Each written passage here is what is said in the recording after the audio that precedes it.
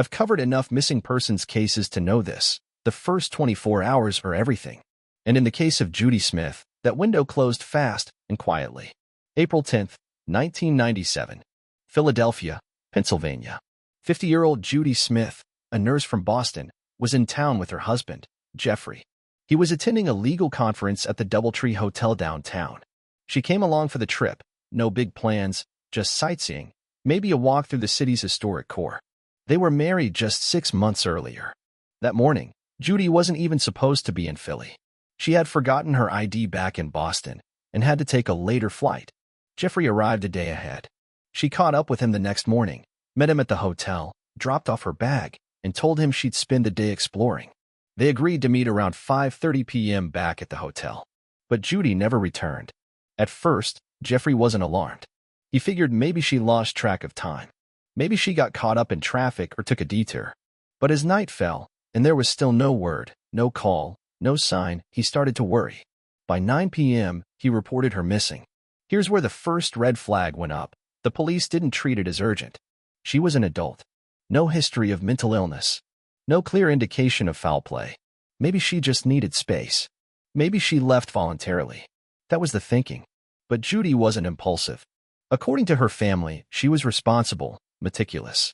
She'd raised 2 kids on her own before meeting Jeffrey. She was a planner. She didn't vanish. And she definitely didn't skip town without saying a word. The search began slowly.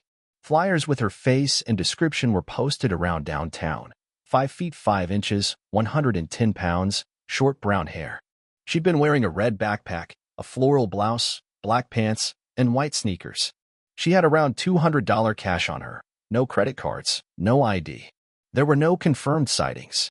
No security footage showing her in Independence Mall, where she said she might go. No one remembered seeing her at tourist hotspots, train stations, or bus depots. Her name never appeared on a hotel registry, rental car agreement, or ticket stub. It was like she evaporated. Jeffrey contacted the media. Her children came down from New England to help. A private investigator was hired. For weeks, then months, nothing turned up. No suspects. No tips. No trace. From the outside, it looked like a sad but familiar story. An adult woman disappears, maybe by choice, maybe not. The case went cold fast. But for those who knew Judy, none of it made sense. She didn't have a history of mental health issues. She wasn't under stress. Her marriage was solid. She was excited for the trip. Her suitcase and belongings were still neatly packed in the hotel room, untouched. It looked like she was planning to come back. But she never did. What struck me then, and still does, is the silence. No trail. No digital footprint. Not even a false lead. Most missing person cases leave behind something. This one didn't. And that silence would only grow louder 5 months later when her body turned up 600 miles away, buried in the woods of North Carolina. But that's getting ahead of the story. When a person vanishes, investigators usually look at 3 things first: the last person to see them, their state of mind, and any physical trail they left behind. In Judy Smith's case, none of those gave police much to work with. Her husband, Jeffrey Smith, was immediately cooperative. He told detectives exactly what Judy had planned that day: a casual walk through Philadelphia's historic district. No appointments, no friends in town, no errands. She just wanted to see the Liberty Bell, maybe grab a bite to eat, and be back by dinner. He gave a detailed account of her outfit, the red backpack, the cash she had. He had nothing to hide, or so it seemed. The first round of interviews went nowhere. Hotel staff remembered Judy checking in that morning, smiling, relaxed. No sign of tension. No arguments between her and Jeffrey. She unpacked her things in the room. Everything she left behind, her clothes, cosmetics, medication, looked untouched. It didn't appear she was preparing to leave town. Police canvassed the surrounding blocks. No surveillance footage showed her entering any of the nearby tourist attractions. No one matching her description showed up at area hospitals, shelters, or transit hubs. Her name wasn't flagged at any airports or train stations. The trail was stone cold from the moment she stepped out of the hotel lobby. Still, police pursued the obvious leads.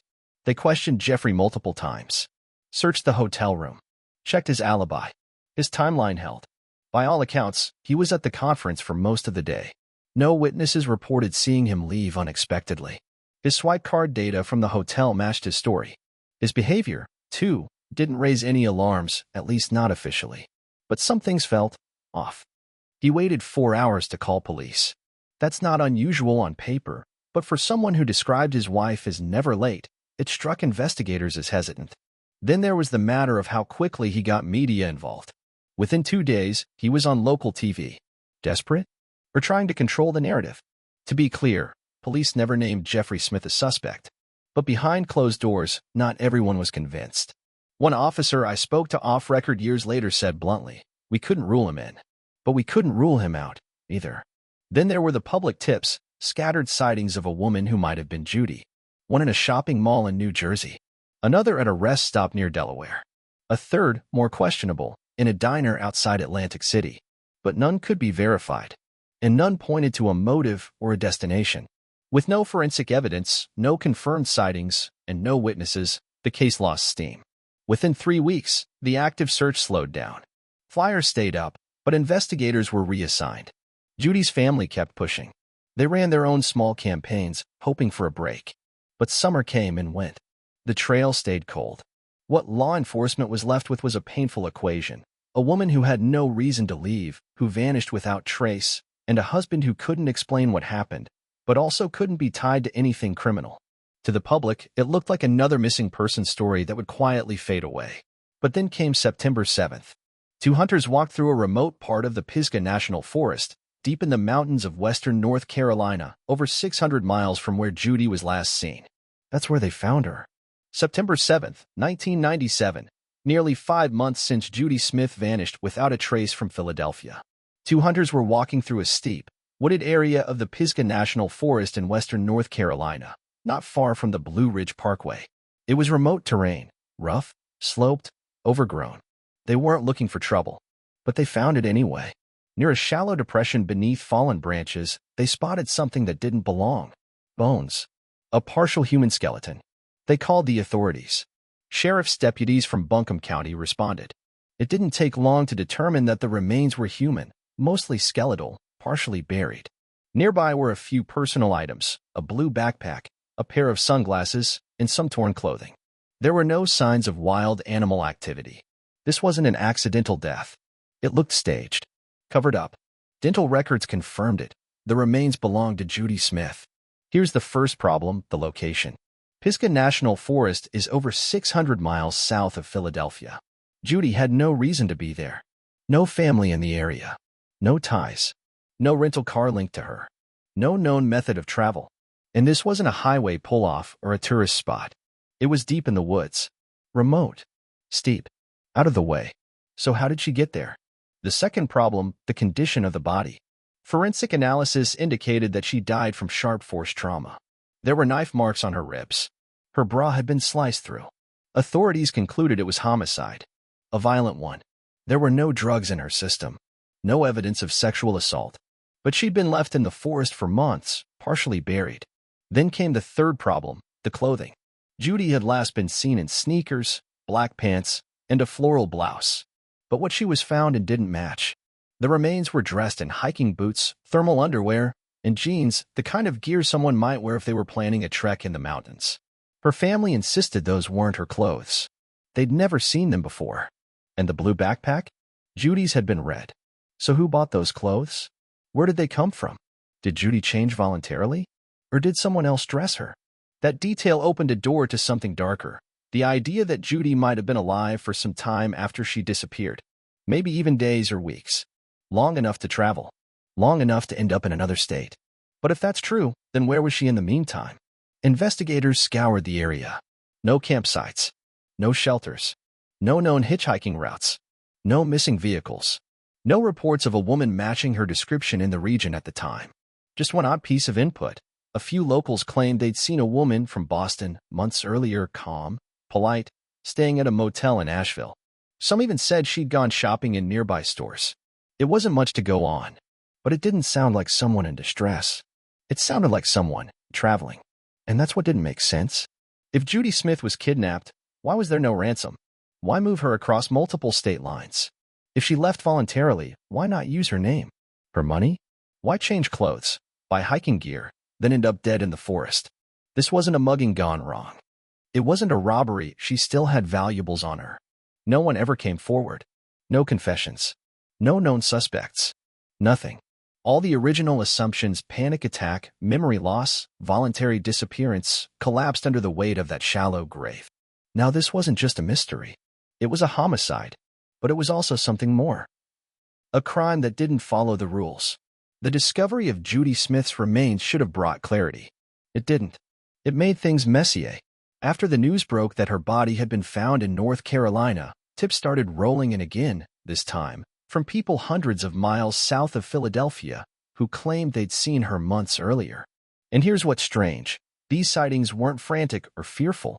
They weren't descriptions of a woman in distress. They were casual.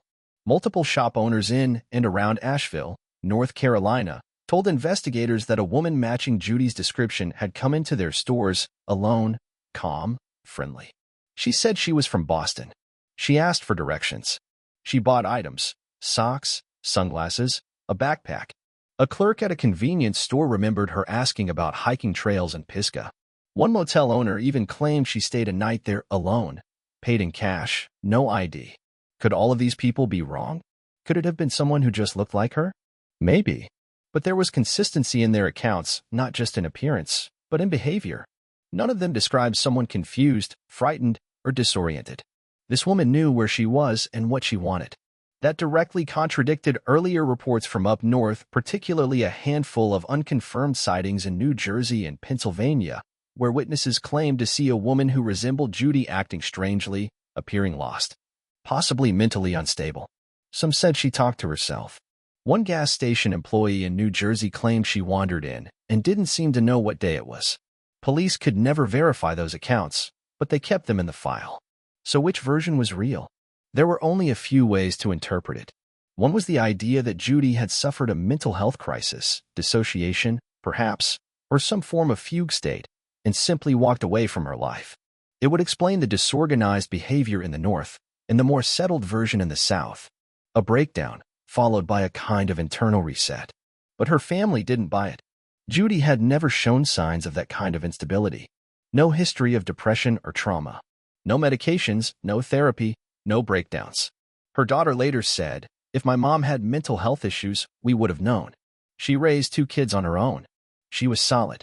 Another theory, she left voluntarily not because of a breakdown, but because of something else. Something she didn't want people to know. A secret. A second life. Affairs, debts, fear, all were floated at some point. But investigators found nothing in her background to suggest any of that. No burner phones. No mystery contacts. No strange financial activity. And again, why travel hundreds of miles, alone, to go hiking? Judy had never been to North Carolina in her life. There's also the darker theory that someone else was with her. A manipulator. A captor. Someone who convinced her or forced her to move south. Maybe slowly, over time. That would explain the change in appearance, the new clothes, the different backpack. It might even explain why she seemed composed, because she wasn't in control at all. But there was no video footage, no credit card use, no bus or train tickets in her name. No obvious way to track her movements between Philadelphia and Asheville. No witness ever reported seeing her with anyone else. Just one woman. Out of place. Out of context. Calm, polite, and then dead. And the timeline didn't help. Forensic examiners could only give a broad estimate of when Judy died, sometime weeks or months after she disappeared. It left just enough space for all the sightings to maybe be real. Or maybe not. What we were left with was a phantom, a woman who both was and wasn't Judy. Spotted across 2 states. Behaving in ways she never had before. Seemingly fine, right up until the moment she was killed. In every missing person case, there's a version of the victim the public holds onto, the face on the flyer, the family photo on the news.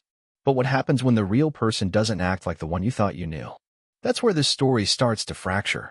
And where new questions come in. Jeffrey Smith did everything by the book. He reported his wife missing. He cooperated with police. He went on the news. He hired private investigators. He stayed in Philadelphia for days after Judy vanished, walking the streets, handing out flyers. To the public, he looked like a man in grief. A husband searching for answers. But here's the thing about by the book. It can also be a way to control the narrative. Let's start with what we know. Jeffrey was a respected lawyer from the Boston area. He and Judy had met a few years earlier, both divorced, both starting over. Friends described them as happy, affectionate, not perfect, but solid. They got married in September 1996, just 6 months before the trip to Philadelphia. When Judy disappeared, he claimed she'd told him her plans that morning, sightseeing around historic Philly. But that conversation was undocumented. No one else heard it. No one saw her leave the hotel. And there were no confirmed sightings of her after she arrived at the DoubleTree. Jeffrey also claimed that she brought only cash, about $200, and left her ID behind in the hotel room. Convenient? Maybe. Or maybe true. But it meant there was no digital trail, no ATM use, no card swipes, no phone records, nothing that could help investigators track her movements. Then there's the issue of timing. He waited 4 hours after their planned meeting time to call the police. That's not unreasonable. Adults are late all the time. But for someone he described as always punctual and never flaky, it raised eyebrows. Some officers wondered privately, was that hesitation or calculation? Now, let's be clear, police never charged Jeffrey with anything. They searched the hotel room. They reviewed his conference schedule. Everything checked out. No witnesses reported seeing him away from the hotel during the day Judy vanished. No forensic evidence ever tied him to her death. But that doesn't mean the story adds up. Take this detail. When investigators asked about Judy's state of mind, Jeffrey insisted she was fine, happy, relaxed. But a few friends later recalled she'd been stressed before the trip, unusually so. Some said she'd been nervous about something she didn't want to talk about. Was it marital tension? Was she second-guessing the marriage? We don't know. No one pressed her at the time. There's also what he didn't do. Jeffrey never publicly questioned how Judy ended up in North Carolina. Never pushed for answers about the people who saw her there. Never seemed to entertain the possibility that she might have left on her own. His message was always the same. Judy was taken. Judy was murdered. Case closed. But that wasn't the case. Not really. Because nobody knows how she got to that forest. Or why. Or with whom. Years later, I spoke to a former Philadelphia detective who worked the case. He told me something that stuck. We never found anything that made him look guilty.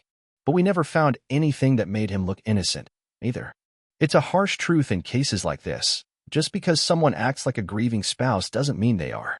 And just because you can't prove someone lied doesn't mean they told the truth. Maybe Jeffrey really was a heartbroken husband caught in a nightmare. Maybe Judy vanished for reasons that had nothing to do with him. Maybe she planned something no one saw coming. But when you look at this case as a whole, the missing trail, the missing logic, the missing motive, one fact keeps hanging in the air. He was the last person to see her. I've stood in the woods where Judy Smith's body was found. It's quiet there, not the peaceful kind of quiet, but the kind that makes your ears ring. The trees in Pisgah National Forest rise like walls.